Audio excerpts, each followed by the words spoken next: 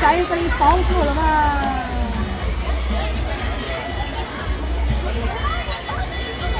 碌錯了嘛？碌錯咪又碌死過頭啦！哦，袋條錯埋攞。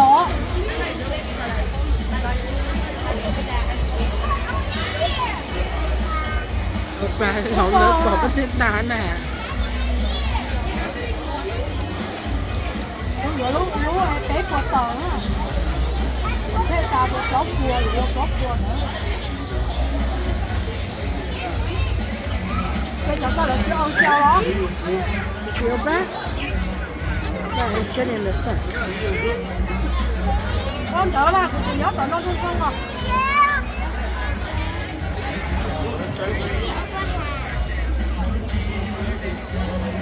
Số à? Cái lông câu.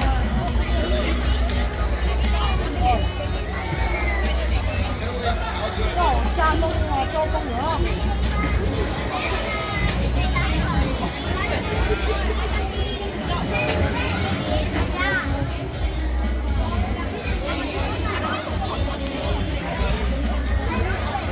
Có xa ai quẩy luôn đâu phải.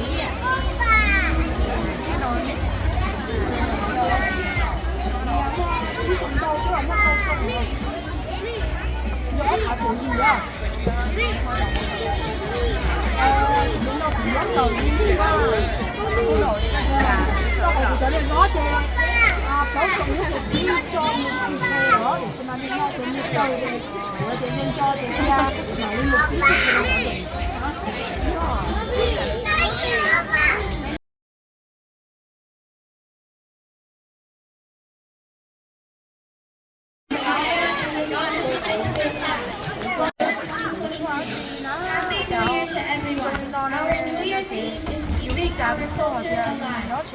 We have a great program to showcase to you from this K to the second grade class, third, fourth, and fifth grade.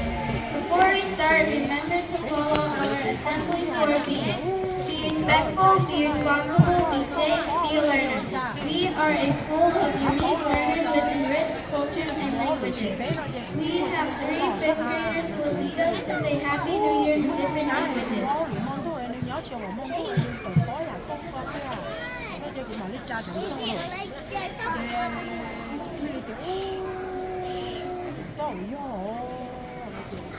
Có xếp của nhớ kia có cái gì thì có dùng chuột ra này đi học chạy chỉ mới cho áo chip là dùng chuột ra này thì người thấu đi Nhớ trong nhập tự nhiên có nhớ chỉ học mong tu kia lúc này nhớ chuyên môn được lời nhắc cơn đau sụn trào chúng chia sẻ tua khổ với lúc mong con chia bên nào trào sông ót thành đầu đen cùng nào bên nơi chia nhớ xin lát chờ lấy trào sức từ nào bên ta trào nhưng trong để chỉ có trào lấy sợ đừng từ sạch đi ó nhà tôi sạch tinh bé áo nhà chị mình đã tên và trời cao gửi cao đen cao xe cần cho nên trẻ cần là ngoan thảo hành thiên hồng lưỡng to đến mua cho cưng sai nhau rồi cho bé hài giáo dục sự kiện hào óc bé hỏi chỉ mang mình là phải có một nơi nào nên cho nên nó hầu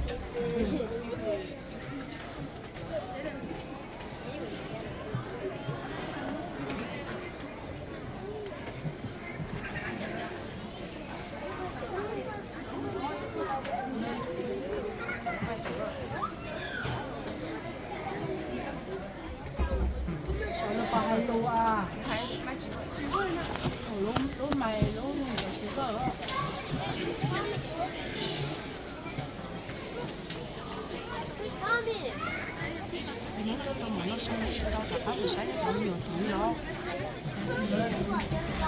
bây giờ muốn nó với tao rồi nó chỉ có muốn rồi mình chỉ lấy thì chỉ muốn như chú con nó tự nhớ rồi đấy bây giờ không mình chỉ lấy mà rồi bây giờ này là nên năng tôi tả cả rồi chỉ đi chỉ đi mà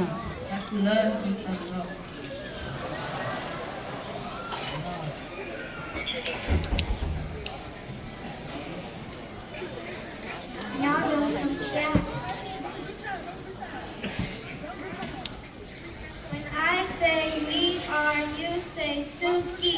We are Suki. We are Suki. Sakurai Teyo, Nehai Suki. Teyo. Suki. Teyo. Suki. Great job, everyone. Now we will open our Hmong Grand Year of 2023 with a traditional Hmong song by our 5th grade ACPO students at Txuj and Sifu Gaoshu's classroom, and co-concert from a few of our 5th graders in Miss Lee and Miss Altman's class. 私の名誉金弁に学嘅有就送我下呢個咩？就依張嘅有些海浪人就亂晒啦。có sẽ được có hai luôn món này亂晒啦，先至一有落個光再見下文下，好人呢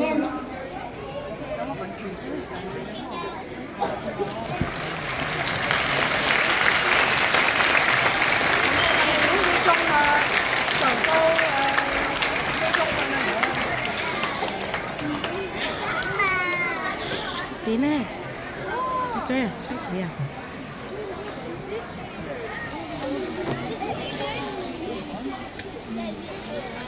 nếu như nó mà cho cá nó mỏ nó sẽ không có gì rồi nó gì xong rồi nó có rồi là nó mà cái cho cá nó mỏ thì phải đi đi vô đây à ôi gì cho mấy người ít cho mấy người cho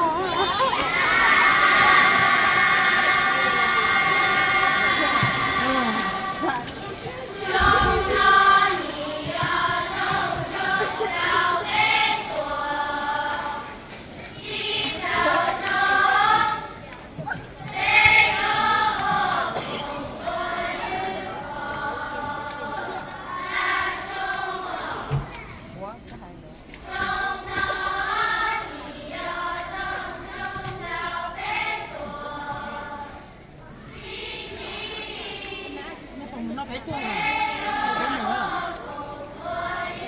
là món trống hồn chỉ xí cỏ đây là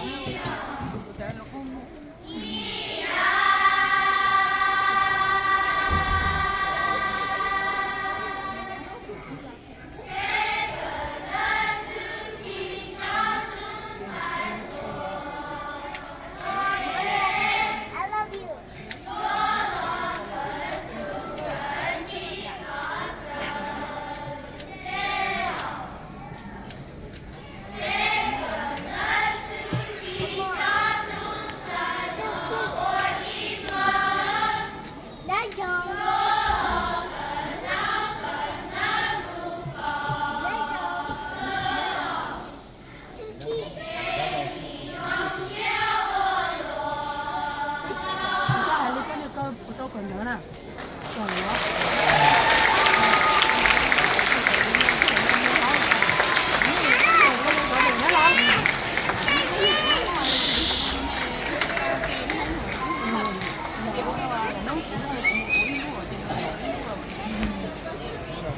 nên nó là như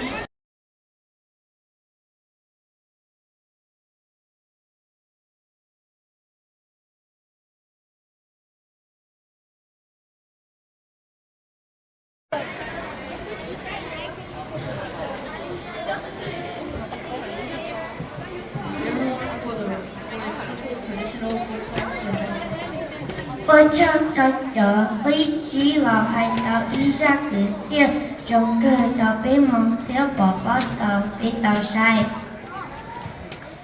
Hi everyone, my name is Ethan Yates and Miss Elizabeth Good class.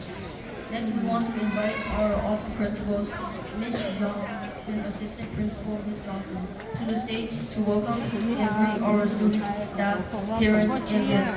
People, please welcome Miss John and Miss Johnson. 你行台嘅志向嘅你，志向嘅你就感覺了少，上天那了當在等在，一分年紀一個存度，看不見當在嘅志向嘅你就感覺。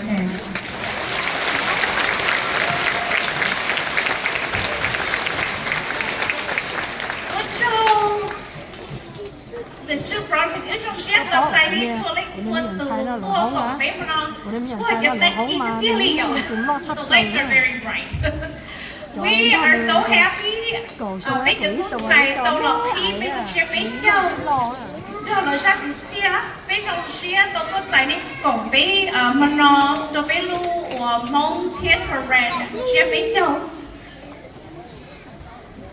Hello and welcome to Suki Hmong Kren and Hmong and Kren New Year. We're so happy that you're here and thank you for joining us to celebrate the New Year as well and welcoming the New Year as well as all of our student learning. Before we get started, I'd like to recognize a few folks, and I'd like to ask Dr. Bay, our Assistant Superintendent, to come on up to the stage and offer us a few words to wish us well for the new year.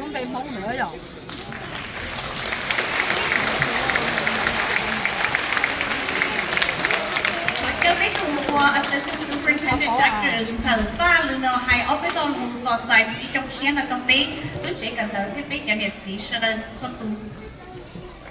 Ở trong thời chứ, nhớ trong thương cho tụi nó cho nhiệt sĩ thế, cho tôi xài đồ thế, cho không như tí xíu tôi còn bé nó nhớ trong xe trong đây sẽ đầu nó trong xe để đi xí lúc xe hở tuần chùa trong bên nhùa.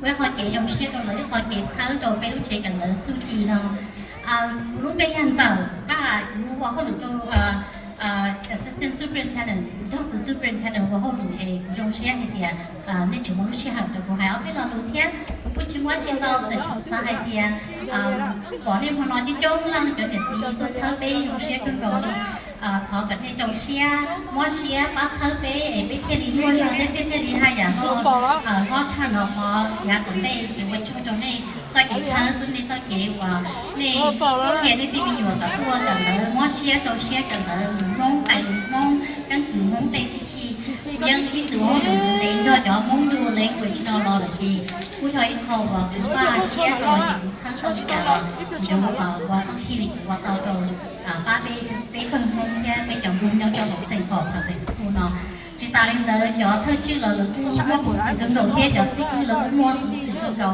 một sáng của là mua nó trong đây sẽ là nói để về với lúc district sinh học public school là về mà tôi hỏi tiếng một hôm cơ thì về một cho sinh cứ chỉ trong kia cho thôi chứ không có sựที่ว่ายังมองไม่พบทั้งmong là mong công kia rồi bây giờ đầu giờ còn nói nói hơi rung sắp rồi nhớ đâu mấy district còn đây bao nhiêu tới những tiền đi cho nhiệt sĩ hay cho chỉ năng tư tôi chia cho tôi cái hồng tôi biết lúc chỉ cần tới chương trình nó hòm rong kia họ tư trong nó họ hải kia nó bé kia họ tư chỉ trong nó xin thả với mà đi con đó lúc chỉ của nó lo sắp rồi nhớ đầu lúc lá sinh họ này nè nhớ đấy họ tôi chia đi trong cái chuyện nó ở đây là bây giờ mua lúc chỉ cần tới trong đi ra ba cái bây giờ mình nói nhớ đầu tùy thêm sao chỉ tại sao nó biết trong phía chỉ một câu tí câu trà tê nhỉ nhớ câu đầu họ suy nghĩ ở cái gì có bên nước ở đây là như thế suy nghĩ ở là lu là lu chế bên trong ở đây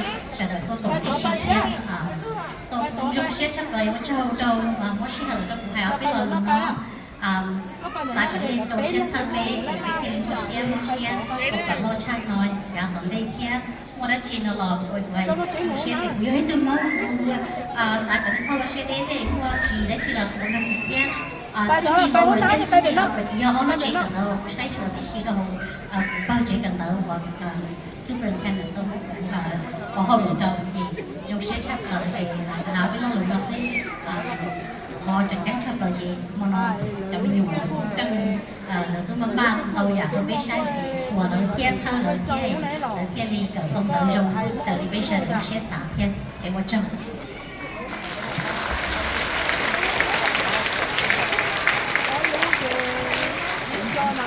Thank you, Dr. Ming. I also want to acknowledge Ms. Dana Abrams. Can you wave your hand from the Office of Family Engagement at our district? She supports all of our family and all of the PACs, or the parent academies, the parent groups in our district. So thank her for being here. And you know what, Suki, boys and girls, we're so not used to these bright lights on the stage, but I feel like a K-pop superstar. We're used to our favorite lady or Suki gym that's really small, and only the kids have to sit on the floor. So it's so nice to see this whole auditorium filled with all of you guys. Thank you for being here. And I do really like these lights. But what the big people say, all of us, nhớ từ tập bên nó chạy cho nữ su chi, bây giờ cái cử mông su chi mông như ý nào của chuyện chạy thành cho bé bỏ hay kia, thầu cho mình dùng bao tay nó là cho ba là đứa này theo quan là chân hay tiền là mua bánh sủi theo là một tàu đế hay thầu là đứa này, cái sợ hay kia bé cho mình gọi bao luôn mông, và là câu cẩu. Bé giống như là chưa thay ra dùng món sức để cho bé mua cho cái đồ em báo luôn mẹ luôn hay là luôn món bé dám bỏ hay cho họ nói đừng mua những gì như là báo lỡ bỏ thì sẽ giống ba lỡ tên cho nhà tập bé cho nói ý nghĩ nhà một bé sớm hơn khi nhất tập bé có chuyện thật đó bé bỏ hay cho họ nói giống ba lỡ bé cho họ nói những nhà chuyện bé quan no bé cho bé không biết là đâu mua là chắc cái su chi no mà cho nên say mong rằng là gió qua nhất là biết cái culture nhất là bên nước chảy cần tới bây giờ không nói nghĩ là thành chính là bên nước chảy cần tới kèm con nó giống bỏ hay cái lớn có bên sử cái tàu biết chỉ nhớ uốn suốt kỳ đây là bỏ lại cái suốt cái kỳ con nó okay. I'll give you the short version of that in English. Also, I don't know about the lights. We had our whole gym filled. It was so great to look out and see all our kids in their wonderful clothes, and some parents and the teachers. And it's really hard to see you all, but thank you. I'm sure you're all dressed up to look great too. So welcome, and at Txuj we value the cultures and languages that our students bring, and we believe that they can become bilingual learners or bilingual speakers. And we hope that tonight that you see that in our program, the Hmong dual language program, supporting the Hmong language and growing our learners to become bilingual. Thank you to our parents for being partners in educating our children, and thank you to the staff and principal here at Johnson for letting us come here and try out this new venue for us. And also all of our staff who worked so hard to get the kids ready for this. So without any further ado,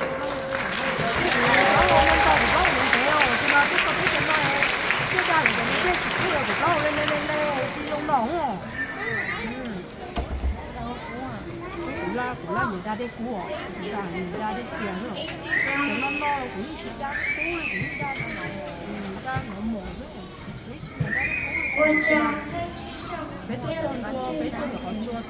When I say we are, you say Suki. We are Suki. We are Suki. Taku hai peyo ne hai Suki. Peyo Suki. Peyo Suki. Our next performance will be Miss K2's second graders and our French students in grades 3, 4, and 5. They will be singing a Korean New Year song.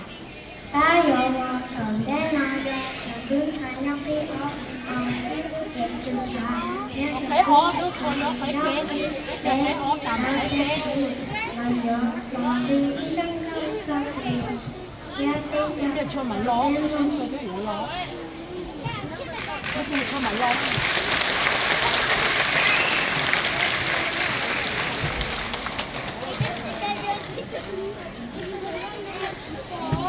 nó giống như nhiều cá lèn nữa cá lèn này á móng ra nó có ó rồi 就lo这种人的。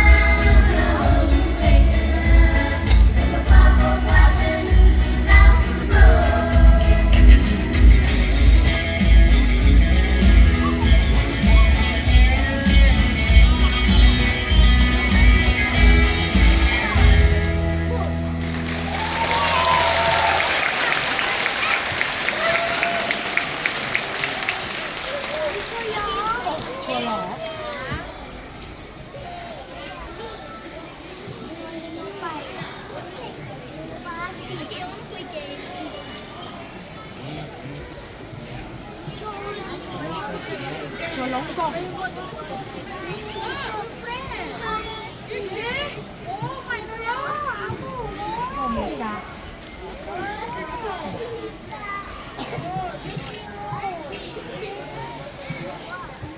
Thank you to all the current students and let's get to second graders.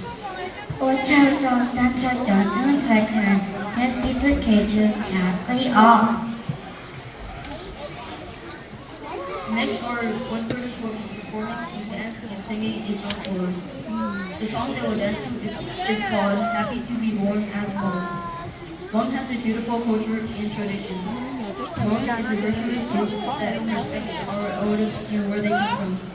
This song is all about being proud to be Hmong and all the wonderful things that the Hmong culture has.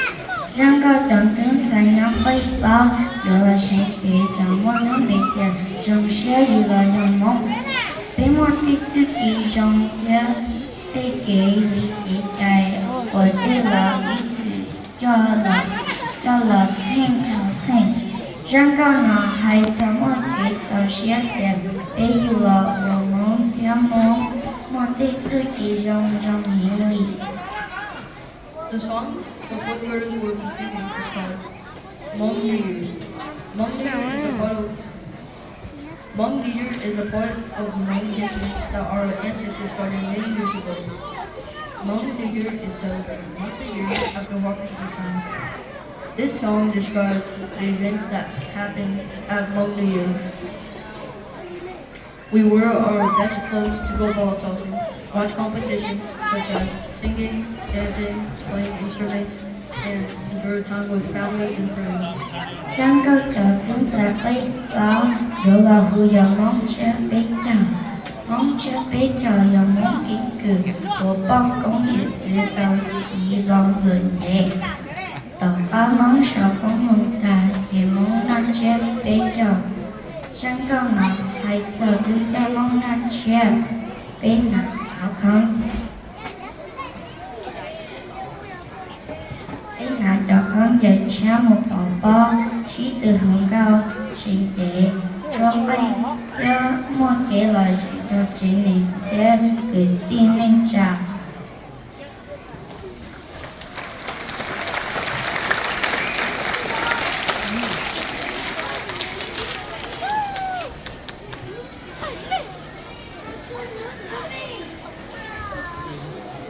小我要错了啊！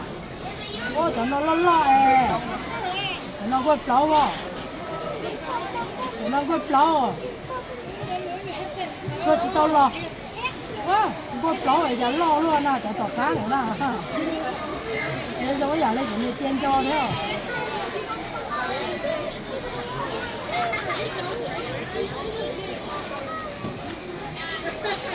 在那浪你到你做你都速度可以做哇！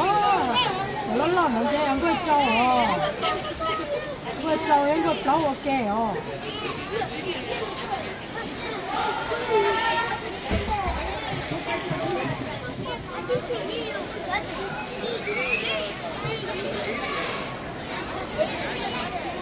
你摸俾好落我嘅。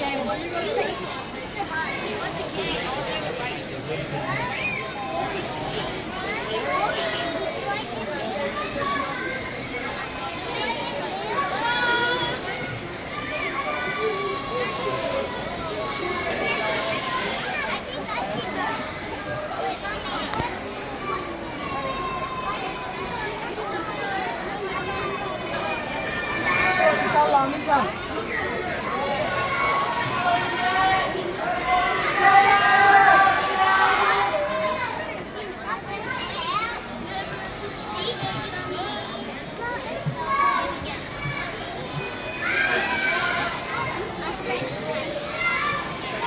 mà mong rồi đó nó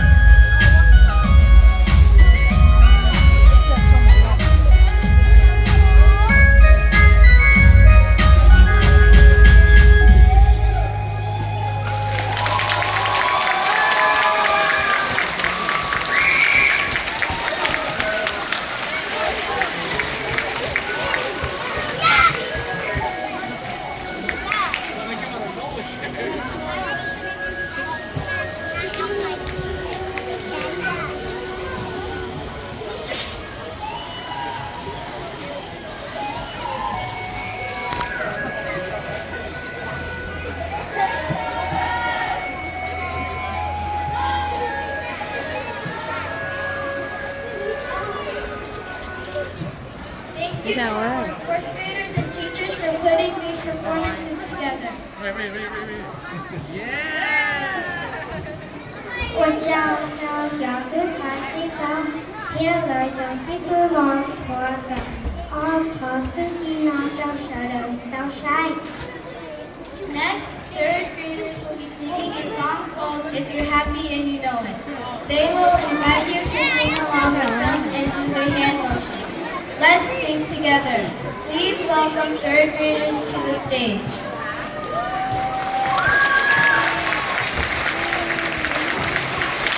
房间呢，小猪才飞飞游了，主人呢，要点高中先别说到了，那就是不要有点着了，老白不我给，他这小猪才飞飞老小傻，天哪！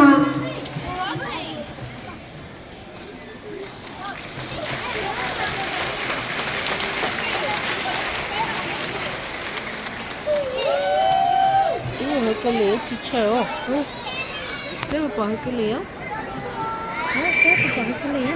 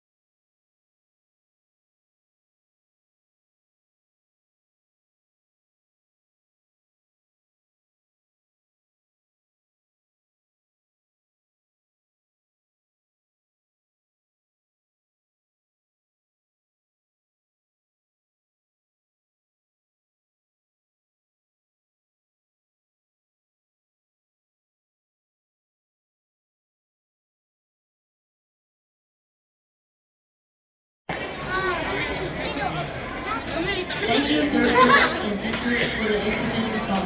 我找到的灯彩地皮，贴了小西服加上高的鞋跟。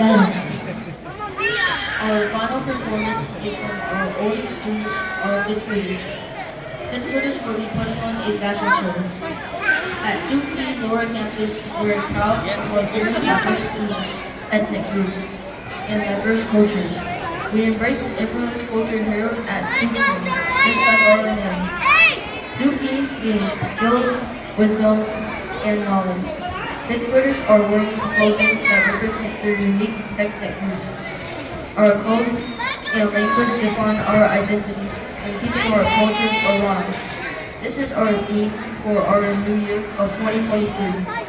贝壳音乐更能热浪的脚跟在飞机，热浪头的走地冲撞南，那北角的西梦，我恭敬上下。娘的Txuj Lower Campus 北上学的北望到海面。 多个的不给，北在到处海面里Txuj一样的北路这个的路给Txuj要做洋装的有海面是的道理，给这跟着的报告里给改，交通在飞机有拿交通车，我别合作了海里，北交通车条交路快点到点。 北洋问题，条有把北西半个，叫北叫Txuj，我要北路接路，叫北路接北叫上澳前那个北呢。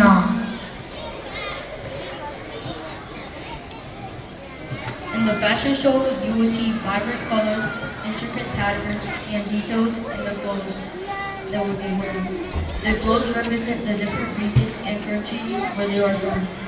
Countries such as Laos, Thailand, Burma, Mexico, just to name some.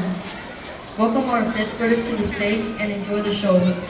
他讲灯彩了，我营养我这个冲车，你有好消息，你的爸爸要好帮到这种高兴，也得朝我的拿， đợi cho không chờ thời cho tích tích tích chờ vô lỡ chuyện này đầu tôi là xử lý lo tế thái tế kéo nhị tế thôi chờ cho đơn giải lý trí và sợ sợ thiên nào Hãy subscribe cho kênh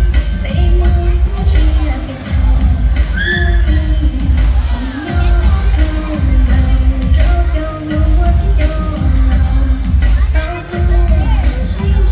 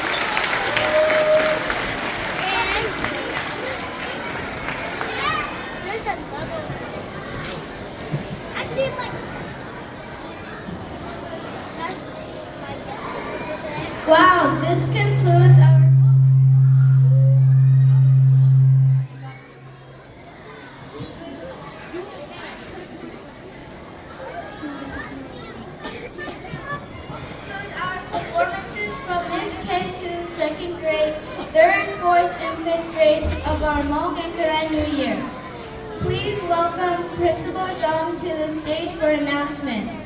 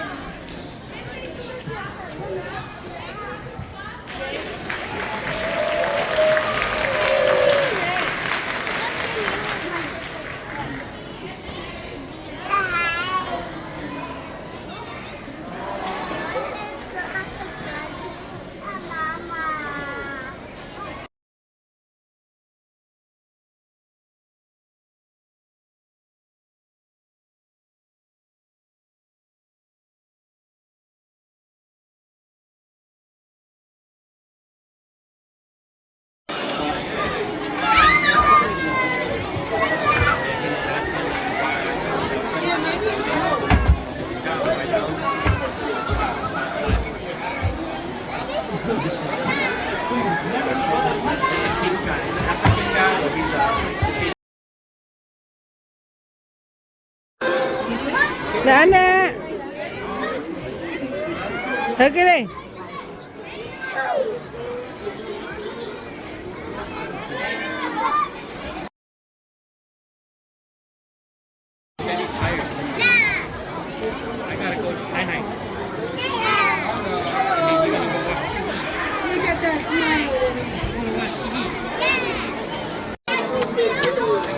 Có bộ là sợ cho online nữa.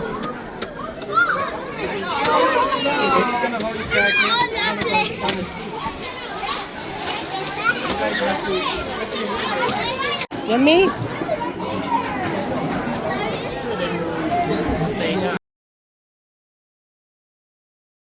Yeah, sorry, saya tahu betul.